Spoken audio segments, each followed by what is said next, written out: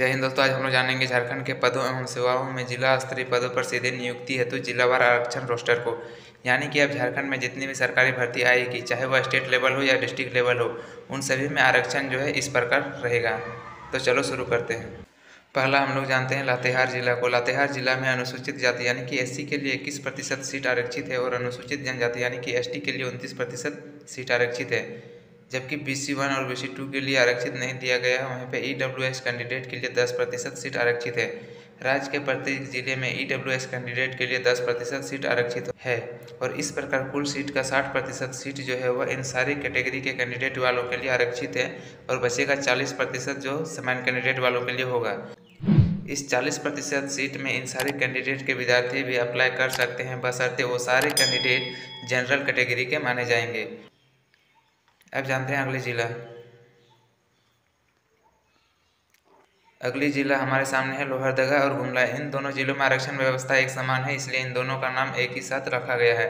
यहाँ पर अनुसूचित जाति यानी कि एससी के लिए 3% का आरक्षण दिया गया है, जबकि अनुसूचित जनजाति एसटी के लिए 47% का आरक्षण दिया गया है।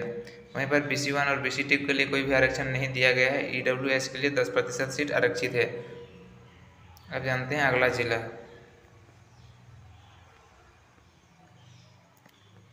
अगली जिला हमारे सामने है सिमडेगा। सिमडेगा में अनुसूचित जाति एससी के लिए 7% सीट आरक्षित है, जबकि अनुसूचित जनजाति एसटी के लिए 43% सीट आरक्षित है।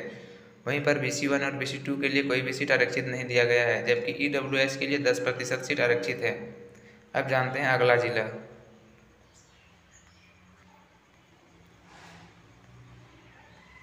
अगली जिला हमारे सामने है पश्चिमी सिंहभूम यानी कि चाईबासा। चाईबासा में अनुसूचित जाति यानी कि एससी के लिए 4% सीट आरक्षित दिया गया है, जबकि अनुसूचित जनजाति के लिए 46% का आरक्षण दिया गया है। इसमें भी BC1 और BC2 के लिए आरक्षण नहीं दिया गया है और EWS के लिए 10% का आरक्षण दिया गया है।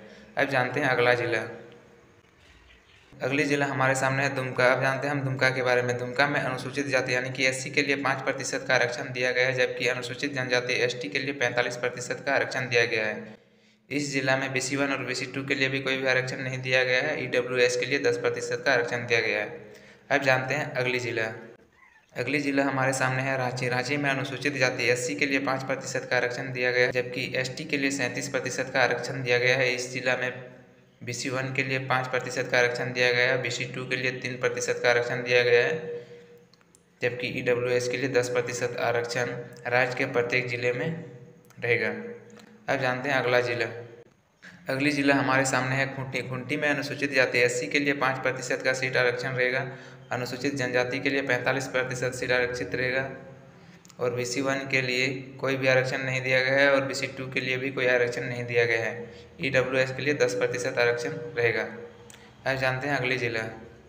अगली जिला हमारे सामने है हजारीबाग। हजारीबाग में अनुसूचित जाति एससी के लिए 21% का आरक्षण है, जबकि अनुसूचित जनजाति एसटी के लिए 4% का आरक्षण है। BC1 के लिए यहाँ पे 14% का आरक्षण है और BC2 के लिए 11% आरक्षण है, जबकि EWS के लिए 10% आरक्षण है। अब जानते हैं अगली जिला।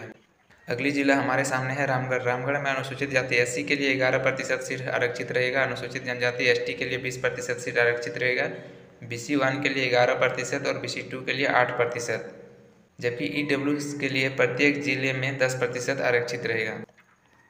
अगली जिला हमारे सामने है साहिबगंज, पाकुड़, सरायकेला और खरसावां।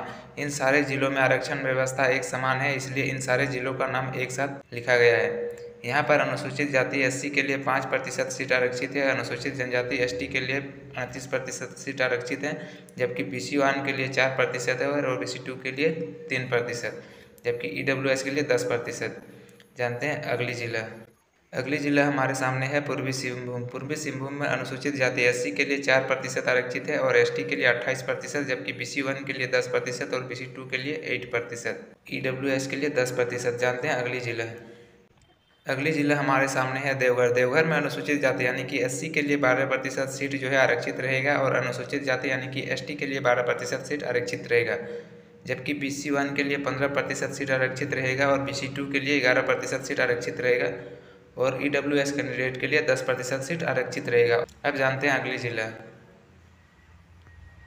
अगली जिला हमारे सामने है गोड्डा। गोड्डा में अनुसूचित जाति एससी के लिए 8% सीट आरक्षित रहेगी, एसटी के लिए 25% सीट आरक्षित रहेगा, BC के लिए 10% और BC2 के लिए 7%, जबकि EWS के लिए 10%। अब जानते हैं अगली जिला हमारे सामने है जामताड़ा। जामताड़ा में अनुसूचित जाति SC के लिए 9% सीट आरक्षित रहेगा। अनुसूचित जनजाति यानी कि ST के लिए 32% सीट आरक्षित रहेगा और BC1 के लिए 5% सीट आरक्षित रहेगा और BC2 के लिए 4% सीट आरक्षित रहेगा, जबकि EWS के लिए 10% सीट आरक्षित है।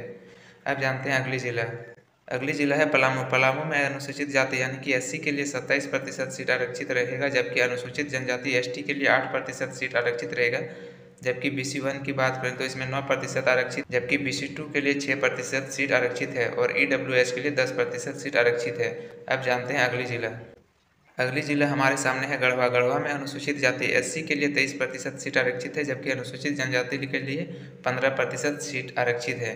वहीं पर BC1 की बात करें तो BC1 के लिए 7% दिया गया है और BC2 के लिए 5% दिया गया है, जबकि EWS के लिए 10% दिया गया है। अब जानते हैं अगली जिला हमारे सामने है कोडरमा और चतरा। इन दोनों जिलों में आरक्षण व्यवस्था एक समान है, इसलिए दोनों को एक साथ रखा गया है।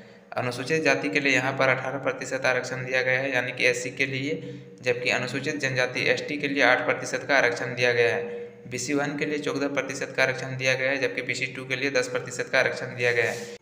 अब जानते हैं अगली जिला हमारे सामने है गिरिडीह और बोकारो। इन दोनों जिलों में भी आरक्षण व्यवस्था एक समान है, इसलिए दोनों को एक साथ रखा गया है। यहाँ पर अनुसूचित जाति SC के लिए 13% का आरक्षण रहेगा, जबकि अनुसूचित जनजाति ST के लिए 12% का आरक्षण रहेगा। BC1 की बात करें तो यहाँ पे 14% आरक्षण दिया गया है और BC2 के लिए 11% का आरक्षण दिया गया है और EWS कैंडिडेट के लिए 10% का आरक्षण दिया गया है। और इस तरह कुल सीट का 60% सीट जो है वह इन सारे कैंडिडेट के लिए आरक्षित रहेगा। अगली जिला हमारे सामने है धनबाद। धनबाद में अनुसूचित जाति SC के लिए 15% का आरक्षण दिया गया है, जबकि अनुसूचित जनजाति ST के लिए 8% का आरक्षण दिया गया है। BC1 के लिए 15% और BC2 के लिए 12% का आरक्षण दिया गया है।